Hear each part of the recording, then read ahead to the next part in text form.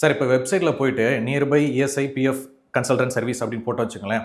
பக்கத்து தெருவில் 2, 3 காட்டுது. ஒரு ஏரியாவில் பார்த்தீங்கன்னா வதன்னு 10க்கும் மேலே காட்டுது. ஸோ அப்படி இருக்கிற பட்சத்தில் நாங்கள்லாம் ஏன் உங்ககிட்ட வரணும்? உங்ககிட்ட அப்படி என்ன ஸ்பெஷல் சார்? சார் இப்போ எங்களோட ஸ்பெஷல்னு ஒன்றும் கிடையாது சார். இப்போது நாங்கள் வந்து பண்ணுறோன்னா எக்ஸ்பீரியன்ஸ் பேஸ்டு தான். இப்போ நாங்கள் ட்ரஸ்ட் பேஸ்டு கிரியேட் பண்ணி தான் வந்து இப்போ சர்வீஸ் போய்கிட்டு இருக்கு. ஆல்ரெடி ஒரு 500 1000 கஸ்டமர்ஸ் வந்துட்டு ஆல்ரெடி கிளைம் செட்டில்மெண்ட் வாங்கிட்டாங்க. ரெஃபரன்ஸ் பேஸ்டு போய்கிட்டே இருக்குது.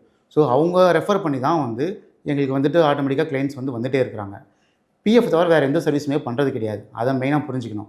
இப்போ நீங்கள் ஒரு ஆடிட்டர்கிட்ட கிளைம் பண்ண போகிறீங்க அப்படின்னா அவங்க வந்துட்டு கிளைம் பண்ணுவாங்க, எங்களை மாதிரி டைம் கொடுப்பாங்க. சப்போஸ் ரிஜெக்ட் ஆகிடுச்சு அப்படின்னா அவங்களால அந்த இஷ்யூவை சால்வ் பண்ண முடியும். எப்படின்னா அவங்களுக்கு எப்போ டைம் கிடைக்குதோ அப்போ தான் பிஎஃப் ஆஃபீஸ் போயிட்டு அதுக்கான சொல்யூஷனை கண்டுபிடிச்சி கொண்டு வந்து தருவாங்க. பட் நாங்கள் அப்படி இல்லை. பிஎஃப் மட்டும்தான் டெய்லியும் டே டு டே ஃபில்டர் பண்ணி எந்தெந்த கேஸ் பெண்டிங்கில் இருக்குது, எந்தெந்த ரிஜெக்ஷன் ஆகிருக்குன்னு பார்த்துட்டு ரிஜெக்ஷன் ஆனவங்களுக்கு இமீடியட்டாக சொல்யூஷன்ஸ் கொடுப்போம். ஸோ எங்களுக்கு டைம் இருக்குது. கரெக்டுங்களா? இப்போ பிஎஃப் தவிர இப்போ நாங்கள் ஒரு ஐடிஆர் ஃபைலிங்கு, ஜிஎஸ்டி ஃபைலிங்லாம் பண்ணுறேன் அப்படின்னா அதுவும் சேர்ந்து பண்ணுவேன், இதுவும் பண்ணுவேன்.